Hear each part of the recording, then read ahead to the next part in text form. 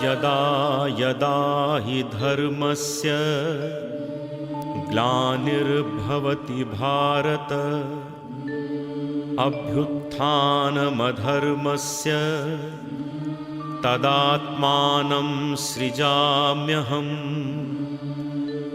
परित्राणाय साधूनां विनाशाय च दुष्कृताम् धर्म संस्थापनार्थाय संभवामि युगे युगे।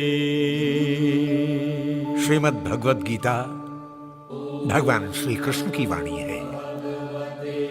गोकुल में जिन्होंने बांसुरी से गोपियों का मन मोहा, रास लीला की, तो समय आने पर सुदर्शन चक्र भी धारण किया। कुरुक्षेत्र में मोहग्रस्त अर्जुन को कर्तव्य और अनासक्ति का संदेश दिया, जो आज भी सारी मानवता को दिशा निर्देश देने में समर्थ है। योगेश्वर श्री कृष्ण ने जीवन के कुरुक्षेत्र में ज्ञान, भक्ति और कर्मयोग का सामंजस्य प्रस्तुत करते हुए कहा, जीवन से भागो मत, जीवन जियो। जीवन से कर्म से संन्यास मत लो। कर्म फल की कामना का त्याग करते हुए सन्यासी बनो। केवल शरीर मरता है, आत्मा अमर है। श्री कृष्ण का यह संदेश आज भी उतना ही उपयोगी है जितना महाभारत काल में था। गीता हमें जीवन जीने की कला सिखाती है। जीवन जिसमें फल की कामना से रहित कर्म हो, इसलिए कर्म करते रहो, कर्ता मत बनो। कर्ता तो परमात्मा है, तुम तो साधन मात्र हो। ओम तत्सदिति श्री परमात्मने नमः। अथ श्रीमद् भगवद गीता प्रथमोऽध्यायः। धृतराष्ट्र उवाच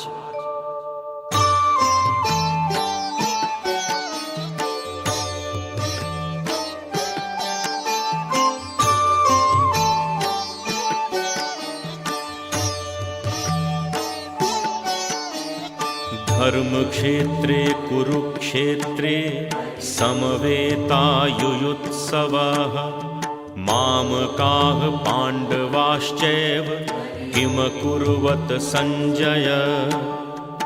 संजय उवाच दृष्ट्वा तु पाण्डवानीकं व्यूढं दुर्योधनस्तदा आचार्यमुपसंगम्य राजा वचनम् अब्रवीत्।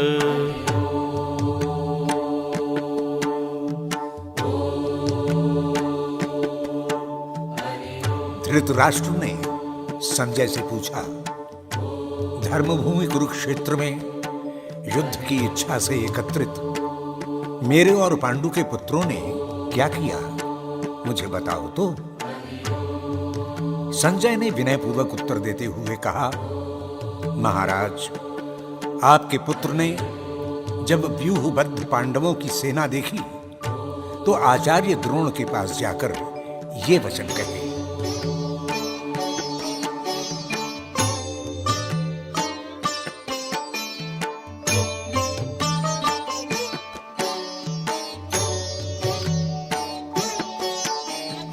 पश्येतां पाण्डुपुत्राणां माचार्य महतीं चमूं व्यूढां द्रुपदपुत्रेण तव शिष्येण धीमता।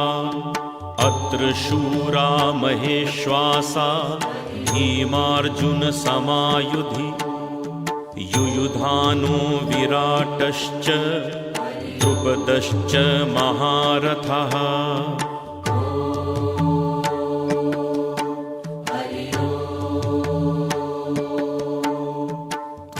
हे आचार्य, पांडवों की ये महती सेना तो देखिए। आप ही के बुद्धिमान शिष्य द्रुपद पुत्र धृष्टद्युम्न ने व्यूह स्वरूप में इसको सुसज्जित किया है। इस सेना में भीम और अर्जुन जैसे अनेक शूरवीर और धनुर्धर हैं। सात्यकी, विराट, द्रुपद ये सभी उन जैसे ही महारथी हैं।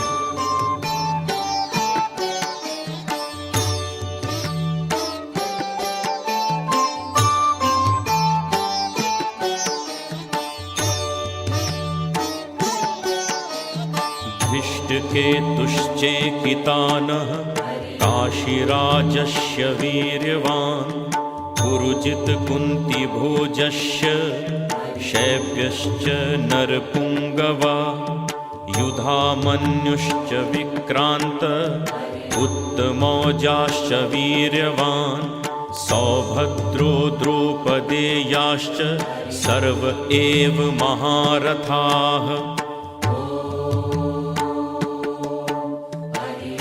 आचार्य प्रवर, धृष्टकेतु, चेकितान, महाबली काशीराज, पुरुजित, कुंती भोज, मानव श्रेष्ठ शैब्य, महापराक्रमी युधामन्यु, वीर्यवान उत्तमौजा, सुभद्रा पुत्र अभिमन्यु और द्रौपदी के ये 5 पुत्र द्रौपदेय सभी अर्जुन और भीम के समान ही श्रेष्ठ धनुर्धर और महारथी हैं।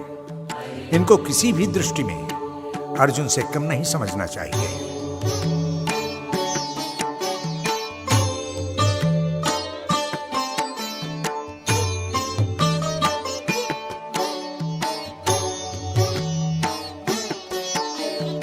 अस्माकं तु विशिष्टाये तान्यबोधद्विजोत्तम नायका मम सैन्यस्य संज्ञार्थं तान् ब्रवीमि ते।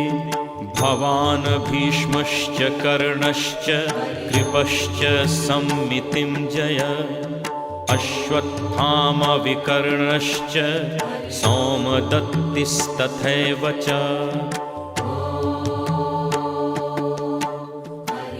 हे द्विजश्रेष्ठ आचार्य, अब अपने पक्ष में जो प्रधान धनुर्धर योद्धा और शूरवीर हैं उन पर भी दृष्टिपात कीजिए। आपकी जानकारी के लिए अपनी सेना में जो जो नायक योद्धा हैं मैं उनके विषय में भी आपको बताता हूं। आप पितामह भीष्म, कर्ण, कृपाचार्य, अश्वत्थामा, विकर्ण और सोमदत्त पुत्र सभी महारथी हैं।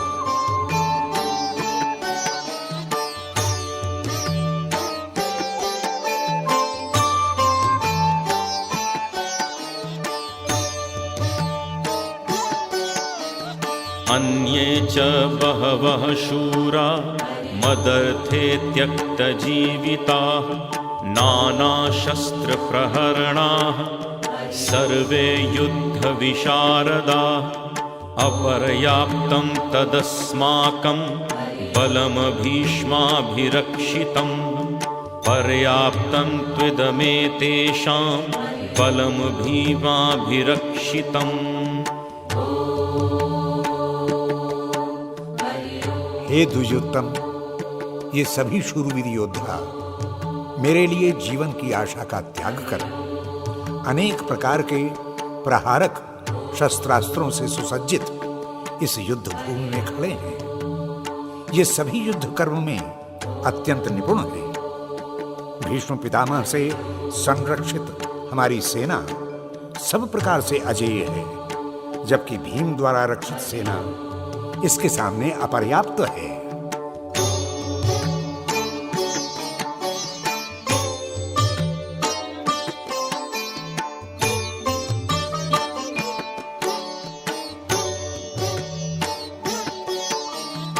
अयनेषु च सर्वेषु यथा भागम् अवस्थिताः भीष्ममेवाभिरक्षन्तु भवन्तः सर्व एव हि। तस्य सञ्जयन हर्षं कुरुवृद्धः पितामहः सिंहनादं विनद्योच्चैः शंखं दध्मौ प्रतापवान्। आचार्य श्रेष्ठ, व्यूह के जिन स्थानों पर आप सब सेना नायक नियुक्त हैं, वहीं पर रहते हुए आप भीष्म पितामह की सब ओर से रक्षा करें।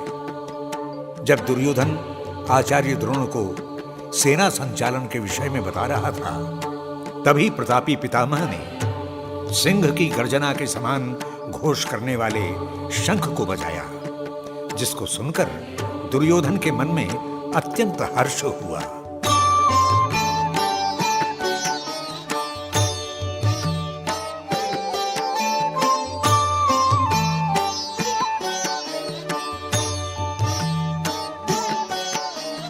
ततः शंखाश्च भैर्यश्च पणवानक गोमुखाः सहसैवाभ्यहन्यन्त सशब्दस्तु मुलोऽभवत्। ततः श्वेतैर्हयैर्युक्ते महती स्यन्दने स्थितौ माधवाः पाण्डवश्चैव दिव्यौ शंखौ प्रदध्मतुः।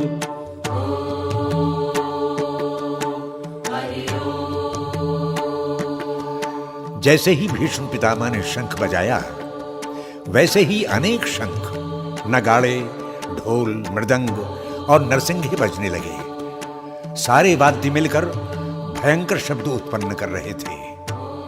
तभी श्वेत घोड़ों से सुसज्जित श्रेष्ठ रथ में विराजमान कृष्ण और अर्जुन ने अपने अपने दिव्य शंखों को बजाकर रणभेरी के शब्द को और भी भयानक बना दिया।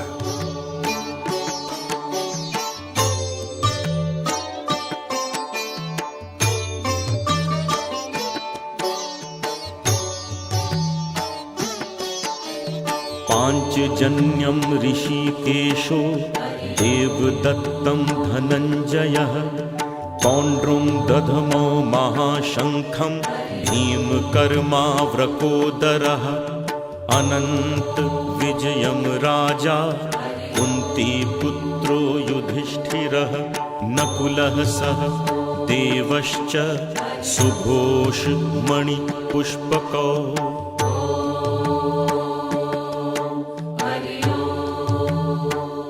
भगवान श्री कृष्ण ने अलौकिक पांचजन्य शंख और अर्जुन ने अपना दिव्य देवदत्त नामक शंख बजाया तथा भीम ने पौंड्र नामक शंख बजाया। कुंती के ज्येष्ठ पुत्र राजा युधिष्ठिर ने अनंत विजय नामक शंख तथा माद्री पुत्र नकुल और सहदेव ने सुघोष और मणिपुष्पक नामक शंख से उद्घोष किया।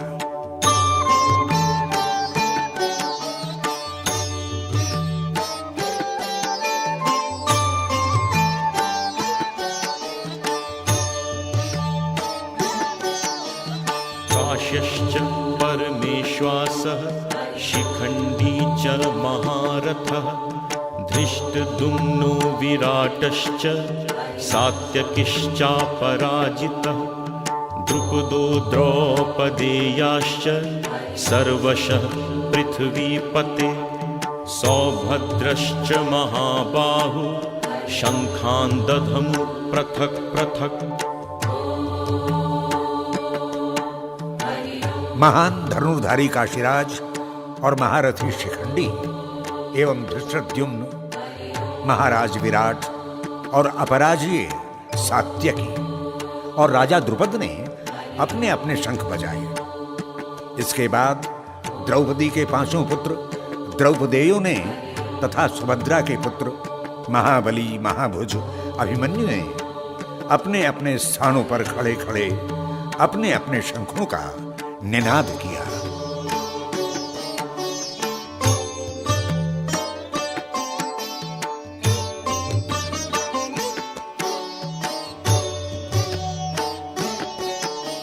सघोषोधार्तराष्ट्राणां हृदयानि व्यदारयत् नभश्च पृथिवीं चैव तुमुलो व्यनुनादयन् अथ व्यवस्थितान् दृष्ट्वा धार्तराष्ट्रान् कपिध्वज प्रवृते शस्त्रसम्पाते धनुरुद्यम्य पाण्डवः।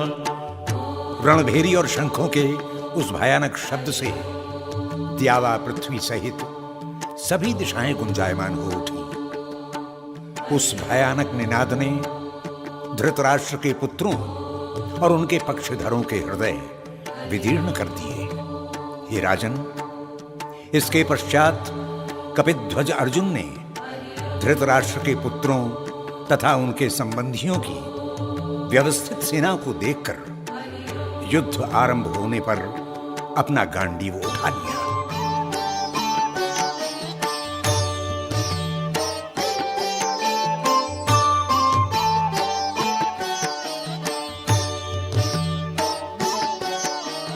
ऋषिकेशं तदा वाक्यम् इदमाह महीपते। अर्जुन उवाच सेनयोरुभयोर्मध्ये रथं स्थापय मेच्युत यावदेतान्निरीक्षेऽहं योद्धकामानवस्थितान् कैर्मया सह योद्धव्यम् अस्मिन् रणसमुद्यमे।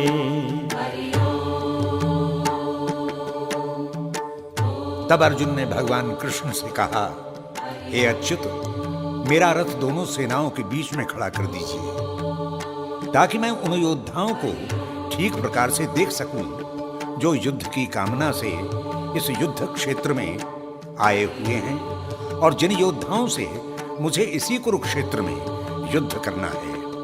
हे प्रभु, तब तक आप रथ सेनाओं के बीच में ही खड़ा रखें।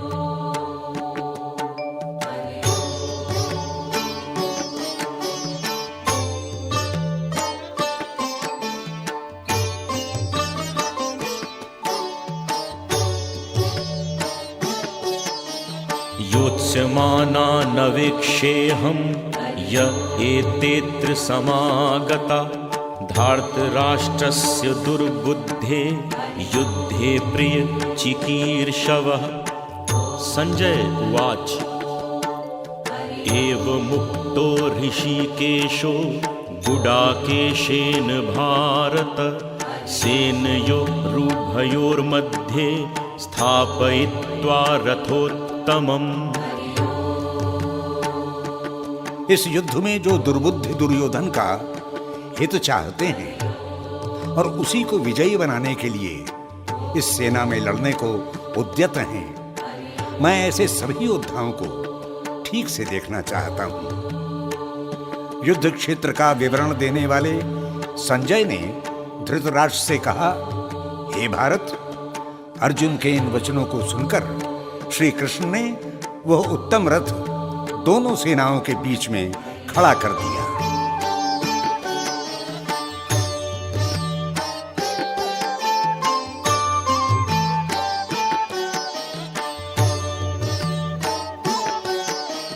भीष्मद्रोण प्रमुखतः सर्वेषां च महीक्षिताम् उवाच पार्थ पश्येतान् समवेतान् कुरुनिति।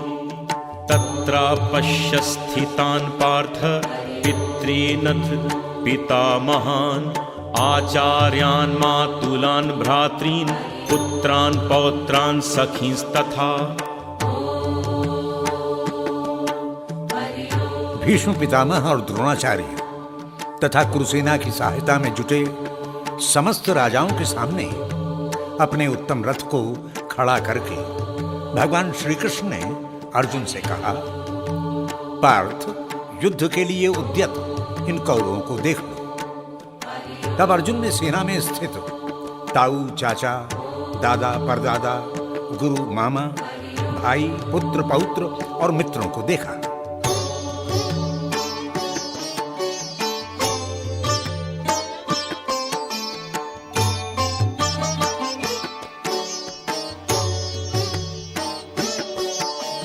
शशुरान् सुहृदश्चैव सेनयो रुभयोरपि तान् समीक्ष्य स कौन्तेयः सर्वान् बन्धुनवस्थितान् कृपया पर्याविष्टो विषीदन्निदमब्रवीत्। अर्जुन उवाच, दृष्ट्वेमं स्वजनं कृष्ण युयुत्सुं समुपस्थितम्। प्रथापुत्र अर्जुन ने देखा कि दोनों सेनाओं में ही उसके ससुर और सुहृद खड़े हैं। युद्ध की कामना से उत्तेजित युद्ध क्षेत्र में खड़े अपने बंधुओं और संबंधियों को देखकर अर्जुन का हृदय करुणा से भर गया। शोकाकुल अर्जुन ने भगवान कृष्ण से कहा, हे कृष्ण, स्वजनों को युद्धोत्सुक देखकर मेरा मन दुख के सरोवर में डूबा जा रहा है।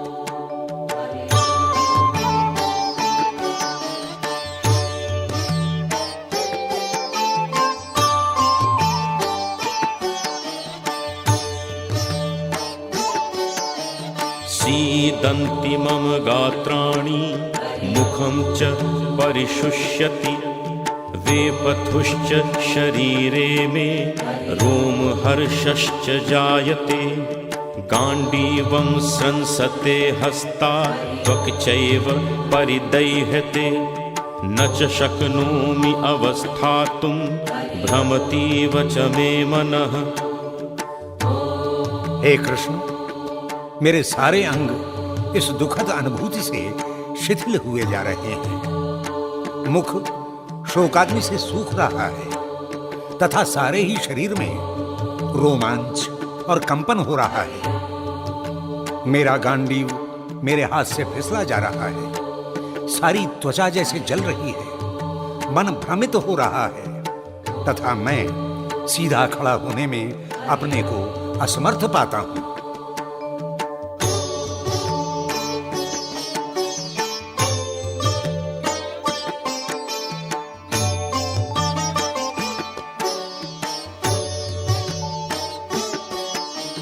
निमित्तानि च पश्यामि विपरीतानि केशव न च श्रेयोनुपश्यामि हत्वा स्वजनमाहवे न काङ्क्षे विजयं कृष्ण न च राज्यं सुखानि च किं नु राज्येन गोविन्द किं भोगैर्जीवितेन वा। हे केशव, ये विपरीत लक्षण युद्ध में प्रवृत्त होने से मुझे रोक रहे हैं। इन स्वजनों को मारकर मुझे किसी प्रकार का कल्याण नहीं दिखता। प्रभु, न तो मैं विजय की कामना करता हूं न राज्य सुखों की। हे गोविंद, ऐसे राज्य सुख तथा दूसरों की मृत्यु से जन्मे भोग से भी क्या लाभ।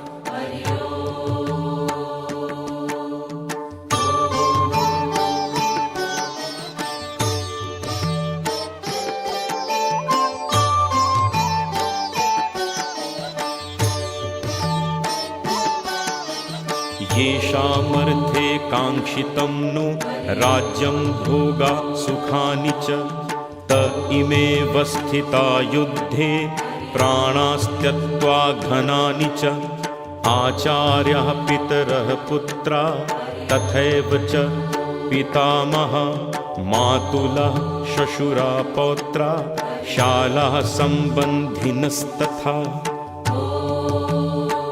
हे कृष्ण, ये राजसुख, ऐश्वर्य भोग व्यक्ति परिवार और स्वजनों के लिए चाहता है। ये सभी परिवार के सदस्य एवं मित्रगण जीवन की आशा त्याग कर युद्ध करने के लिए उपस्थित हैं। युद्ध क्षेत्र में खड़े सभी योद्धा या तो मेरे गुरु समूह में से हैं या ताऊ, चाचा, पुत्र, पितामह, ससुर, पौत्र, साले अथवा अन्य संबंधी हैं।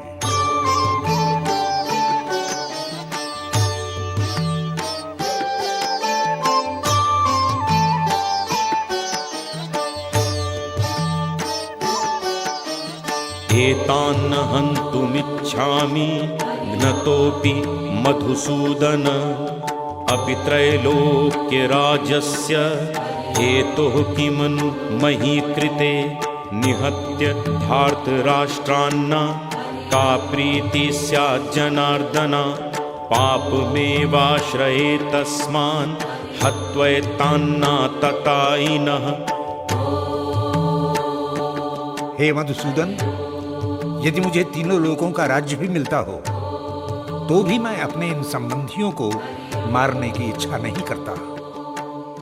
तब केवल पृथ्वी पर स्थापित इस लघु राज्य के लिए मैं इस दुष्कर्म में क्यों प्रवृत्त हूं? हे जनार्दन, धृतराष्ट्र के इन पुत्रों को मारने से कौन सा हर्ष प्राप्त होगा? इन आतताइयों को मारने पर हमें पाप ही लगेगा।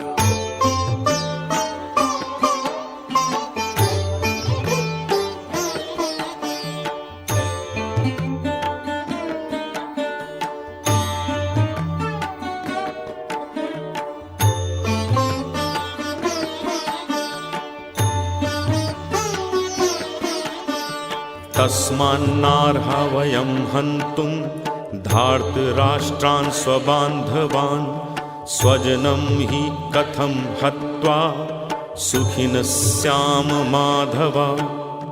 यद्यप्येते न पश्यन्ति लोभोपहत चेतसः कुलक्षयकृतं दोषं मित्रद्रोहे च पातकम्।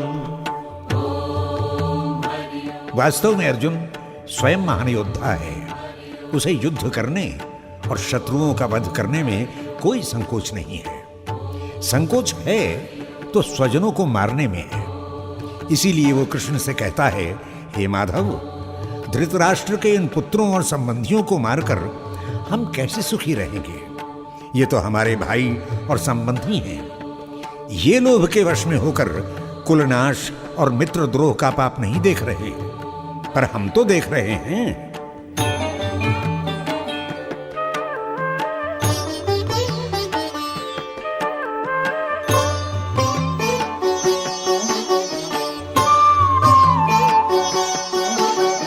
कथं न गेयमस्माभिः पापादस्मान् निवर्तितुं कुलक्षयकृतं दोषं पपश्यद्भिर्जनार्दन।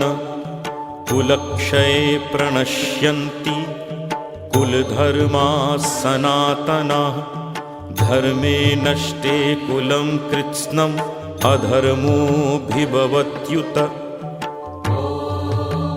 हे जनार्दन, कुल विनाश से उत्पन्न दोषों को जानने के कारण हमें तज्जनित दोषों पर विचार करना चाहिए। सभी जानते हैं कि कुल के नष्ट हो जाने पर उससे जुड़े सनातन धर्म भी नष्ट हो जाते हैं। धर्म का विनाश होने पर सारा कुल पाप की दलदल में डूब जाता है। अर्जुन के इस वचन में भी वही दोष दिखाई देता है जो धृतराष्ट्र ने मामकाः पांडवाश्चैव कहकर प्रकट किया था।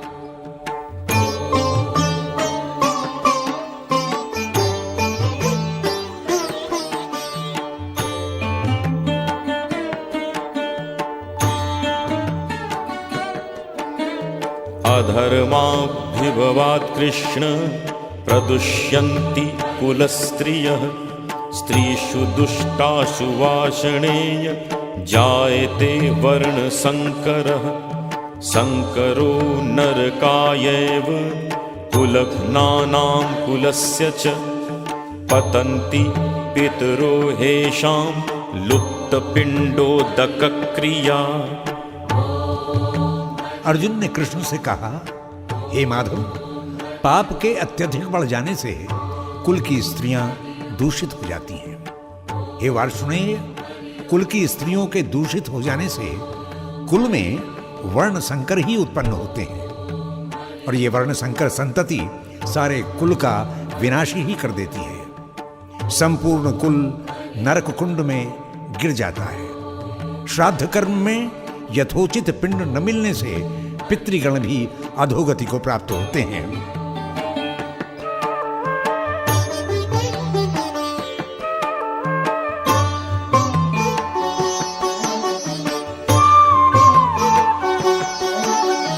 दोषैरेतैः कुलघ्नानां वर्णसंकरकारकै उत्सादयन्ते जातिधर्मा कुलधर्माश्च शाश्वताः। उत्सन्नकुलधर्माणां मनुष्याणां जनार्दन नरके नियतं वासो भवतीत्यनुशुश्रुमा। अर्जुन बहुश्रुत विद्वान की भांति बोले जा रहा है। हे मधुसूदन, वर्ण संकर कुल और कुल धर्म का तो विनाश करते ही हैं, संपूर्ण जाति का भी नाश कर देते हैं। हे जनार्दन, जिस जाति से कुल धर्म नष्ट हो जाते हैं उस जाति के सभी मनुष्य अनंत काल तक नरक के दुख और पीड़ाओं का भोग करते हैं। हमारे पूर्वज ऐसा ही कहते रहे हैं, हमने यही सुना है।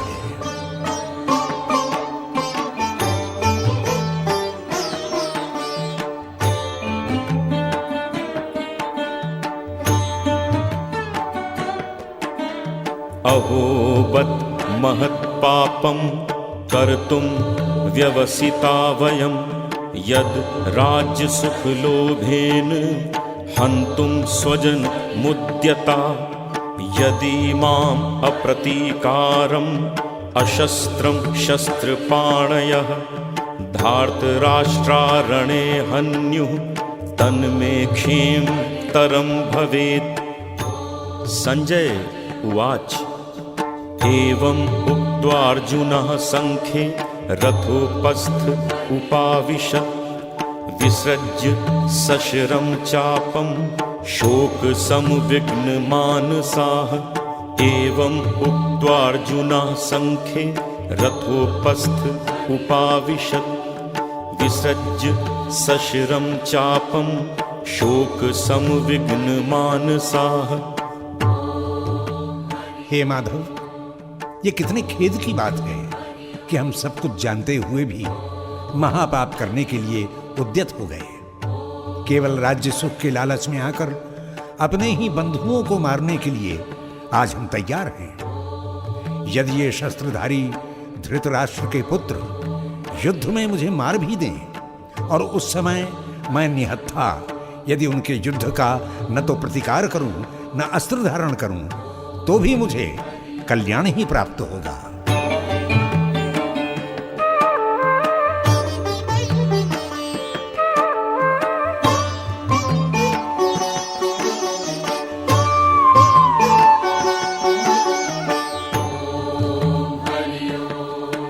धृतराष्ट्र को कुरुक्षेत्र युद्ध का विवरण देते हुए संजय ने कहा, हे राजन, इस प्रकार अर्जुन मोहजन्य विषाद से इतना ग्रस्त हो गया कि उसने युद्धारंभ होने से पूर्व ही बाणों सहित अपना गांडीव धनुष एक ओर रख दिया और स्वयं भी रथ के पिछले भाग में जाकर बैठ गया। शोक से उसका मन अत्यंत उद्विग्न हो रहा था। एक प्रकार से उसने मौन घोषणा कर दी थी कि वो युद्ध नहीं करेगा। इति प्रथमोध्यायः।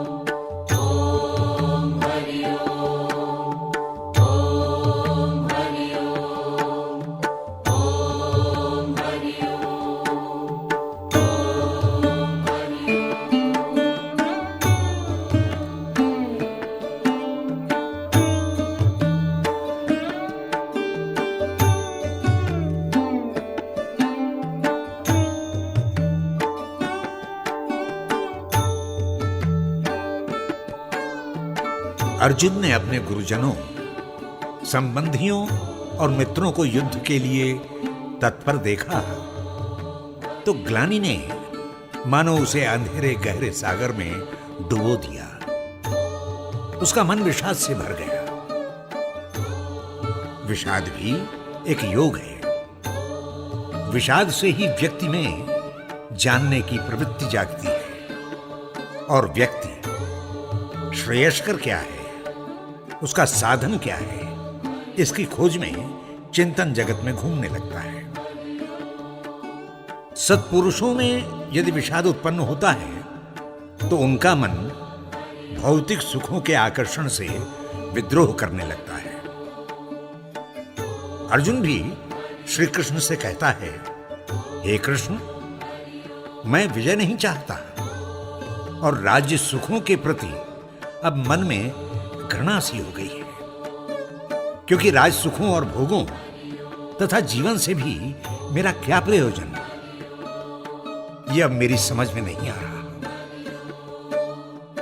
अर्जुन के मानस में जीवन के मूलभूत प्रश्न कुलबुला रहे हैं।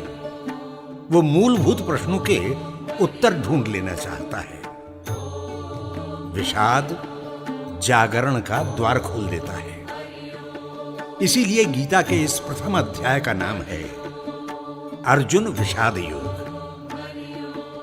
विषाद मनुष्य के मन में झंझावात सा उठा देता है, उसे सन्मार्ग की दिशा खोजने को विवश कर देता है। विषाद से अनासक्ति का भाव जगता है, जो योग का प्रथम सोपान है। महापुरुषों के जीवन में यही विषाद क्रांति उत्पन्न कर देता है और उनका जीवन कुछ से कुछ हो जाता है। विषाद है क्या? विषाद एक मानसिक आघात जैसी व्यवस्था है जो स्वार्थ से प्रारंभ होकर परार्थ पर चलने की प्रेरणा देती है। अर्जुन को भी धृतराष्ट्र की तरह अपनों के प्रति मोह हो गया था, जिसने उसके मन में संतुलन को बिगाड़ दिया। ऐसी स्थिति में बुद्धि निष्क्रिय हो जाती है, आशंकाओं का उल्कापात होने लगता है। अर्जुन सोचने लगा, इस युद्ध से तो सारा कुल नष्ट हो जाएगा, स्त्रियां दूषित हो जाएंगी, कुल धर्म और सनातन धर्म नष्ट हो जाएंगे, जिसके कारण वर्ण संकर पैदा होंगे, जिनके मन में श्रद्धा नहीं रहेगी और जिसके कारण पिंडदान न मिलने पर पितृगण अधोगति को प्राप्त होने लगेंगे। हमारा तो अस्तित्व ही नष्ट हो जाएगा।